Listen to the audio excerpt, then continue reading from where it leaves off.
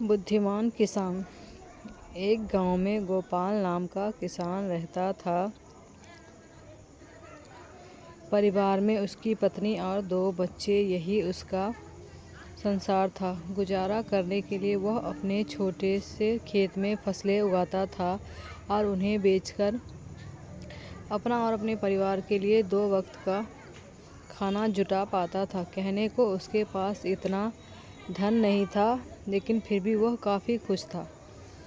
एक दिन दोपहर को वह अपनी पत्नी के साथ खेत पर खड़े होकर कह रहा था, हे भगवान, अगर बारिश हो जाए तो इस बार सभी किसानों की फसलें अच्छी हो जाए। उसकी पत्नी भी कहती है, हाँ सही कहा आपने, अगर बारिश हो जाती है तो इस बार काफ़ी अनाज हम किसानों के पास आ जाएगा। बारिश की आस में किसानों की उम्मीदें टूटने लगी है, लेकिन बारिश की एक भी बूंद ज़मीन पर नहीं गिरती। परिणाम यह होता है कि सभी किसानों की फसलें बर्बाद हो जाती है और सूखने लगती है। गोपाल की फसल भी पूरी तरह बेकार हो जाती है। ये देखकर गोपाल कहता है, हे भगवान, इस बार किसानों का बहुत नुकसान हुआ है। फसलें पूरी तरह नष्ट हो चुकी है। मैंने तो इस फसल और बच्चों की पढ़ाई के लिए कर्जा भी ले रखा था। अब मैं इस कर्जे को कैसे चुकाऊंगा? यह सुनकर गोपाल की पत्नी गोपाल को सहारा देते हुए कहती है, कोई बात नहीं, अब जो होना था वह हो गया। हमारी पड़ोस वाली दीदी कह रही थी कि संतोष भैया शहर गए हैं, हो सके तो आप भी शहर चले जाइए। शहर जाकर थोड़ा पैसा कमा पाएंगे तो कर्जा भी चुका देंगे। यह सुनकर गोपाल कहता है, हाँ, अब मेरे पास केवल 2 ही रास्ते हैं, या तो मैं शहर जाकर थोड़े बहुत पैसे कमा लूँ या फिर खेत बेच दूँ। लेकिन मैं खेत बेचना नहीं चाहता, क्योंकि हमारे पालन पोषण का यही एकमात्र सहारा है। बाद में गोपाल और उसकी पत्नी दोनों मिलकर गोपाल के शहर जाने को ही उचित समझते हैं। अगली सुबह गोपाल शहर जाने की तैयारी करता है।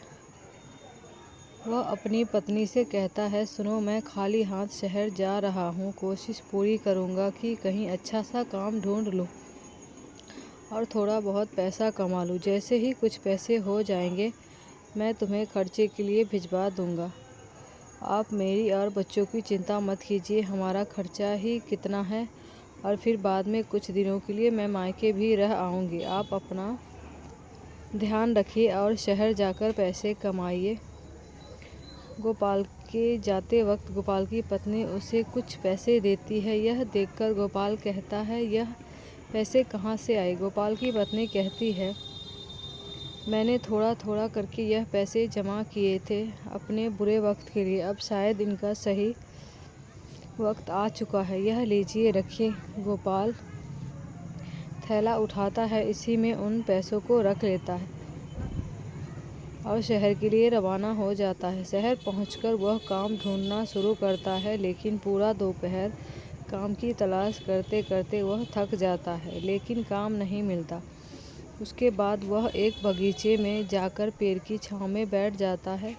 वहीं पास में 2 जेब कतरे आपस में बात कर रहे होते हैं। सुन बे चंगुल, 3 दिनों से कोई भी मुर्गा हाथ नहीं लगा है। लगता है इसके पास काफ़ी माल है। इस बार खाली हाथ लौटकर नहीं आना है।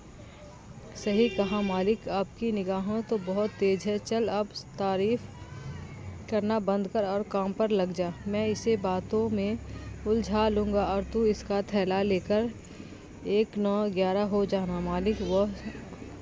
मालिक, वह सब तो ठीक है, लेकिन 1 9 11 नहीं, 9 2 11 होना है। बकवास बंद कर और काम पर लग जा। उनमें से एक जेब कतरा गोपाल के पास आकर उससे बात करने लगता है। अरे श्याम बाबू, कैसे हो? बड़े दिनों बाद दिखाई दिए। अरे भाई, आप कौन हैं? मैं तो आपको जानता भी नहीं हूँ। और आप मेरा नाम श्याम बाबू नहीं, मेरा नाम गोपाल है। अरे हाँ, तभी मैं कहूँ कि मैं तुम्हारा नाम भूल रहा हूँ। अच्छा, और बताओ क्या हाल है? अरे क्या बताऊँ भैया, गांव से शहर आया हूँ काम की तलाश में, लेकिन काम मिल नहीं रहा। अगर आप मुझे जानते हो तो मेरे लिए कोई काम ही बता दो। इन दोनों की बातचीत हो ही रही थी, तभी चंगुल गोपाल का थैला लेकर 9-2-11 हो जाता है।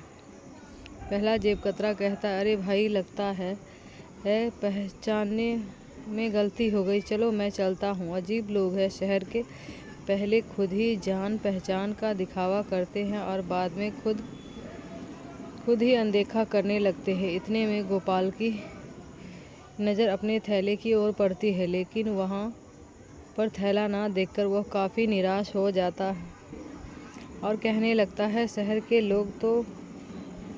के लोग तो बड़ा ही निर्दय है, गरीब के थैले को भी नहीं छोड़ते। वह भगवान से प्रार्थना करता है कि वही उसकी मदद करे। इतने में गोपाल के पीछे से एक दर्द भरी आवाज़ आती है, बचाओ बचाओ। गोपाल उस आवाज़ को सुनते हुए पीछे मुड़ता है और देखता है कि वहाँ एक घायल व्यक्ति ज़मीन पर नीचे पड़ा हुआ है। उसके आसपास से लोग गुजर रहे हैं, लेकिन कोई भी उसे सहारा नहीं दे रहा है। गोपाल तुरंत जाकर उस व्यक्ति को बैठाता है और उसकी घायल स्थिति को देखकर तुरंत हॉस्पिटल ले जाने का इंतज़ार करता है।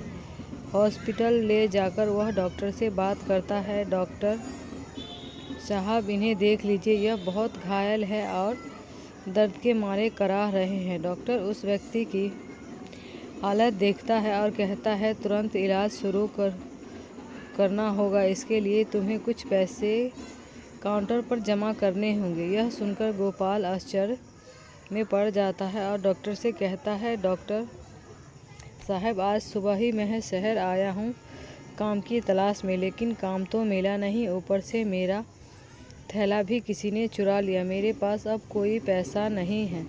मैं खुद भूखा काम की तलाश में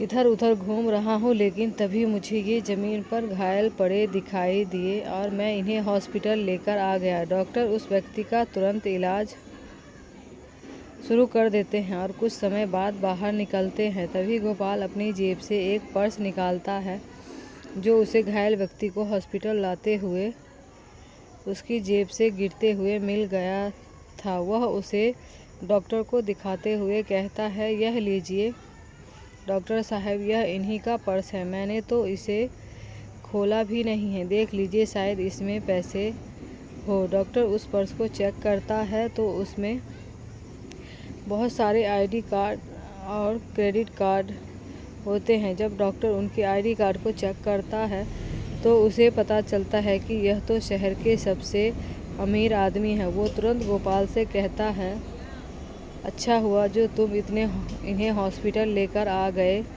जानते हो यह शहर के सबसे बड़े आदमी हैं। मुझे नहीं पता, मैंने तो अपना फ़र्ज निभाया है। डॉक्टर गोपाल को शाबाशी देता है और कहता है, कल सुबह इन्हें होश आ जाएगा, तुम कल सुबह आकर इनसे मिल सकते हो। और वापस इलाज वाले कमरे में चला जाता है। गोपाल रात भर उस गार्डन में ही सोता है और सुबह होते ही वह हॉस्पिटल वापस आ जाता है। गोपाल डॉक्टर से पूछता है, डॉक्टर साहब अब इनकी तबीयत कैसी है?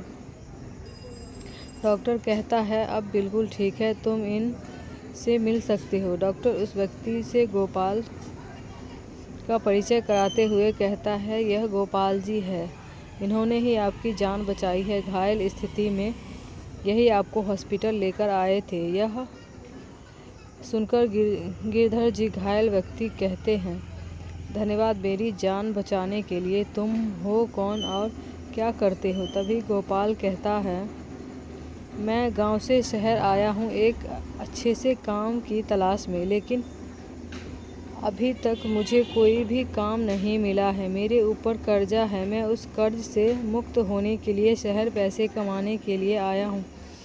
गिरधर जी यह सोचकर हैरान हो जाते हैं कि यह व्यक्ति इतनी परेशानी में होते हुए भी मुझे हॉस्पिटल लेकर आया। वह कहते हैं, मुझे यह जानकर बहुत अच्छा लगा कि इस समय में भी तुम जैसा अच्छा और ईमानदार इंसान है। एक काम करना, कल मेरी छुट्टी है तो तुम कल सुबह ठीक इसी समय आना मेरे पास, तुम्हारे लिए काफ़ी अच्छा काम है। गोपाल शुक्रिया अदा करते हुए वहाँ से चला जाता है और अगले दिन ठीक उसी समय हॉस्पिटल पहुँचता है।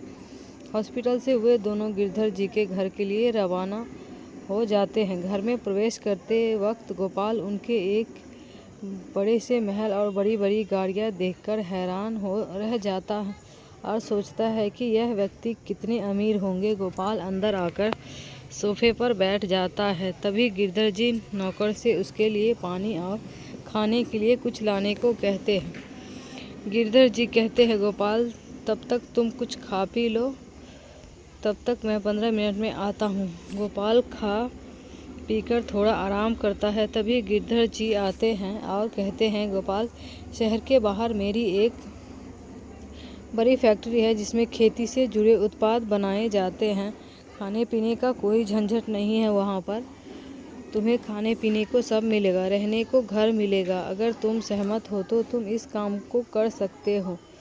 गोपाल कहता है, यह तो मेरे लिए बहुत ही अच्छी बात है। वैसे भी मैं एक किसान हूँ, खेती बाड़ी के बारे में मुझे बहुत अच्छे से पता है। मैं इस काम को अच्छे से कर पाऊँगा। गिरधर जी कहते हैं, तुम चाहो तो अपने परिवार को भी यहाँ लाकर रह सकते हो। गिरधर जी गोपाल को कुछ पैसे देते हैं जिससे वह अपने कर्ज को चुका पाए। फिर गोपाल गांव आ जाता है और अपने कर्जे को पूरी तरह चुका देता है और अपने परिवार के साथ शहर वापस लौट आता है। गिरधर जी गोपाल के दोनों बच्चों की पढ़ाई का खर्चा भी खुद ही उठाते हैं और उनके खाने पीने का और रहने का ख्याल भी रखते हैं। गोपाल खूब मन लगाकर फैक्ट्री में काम करता है और खुशी खुशी अपनी परिवार के साथ रहता है। अब गोपाल पूरी तरह आज़ादी महसूस करता है और अपने परिवार का, अपने मालिक का शुक्रिया अदा करता है।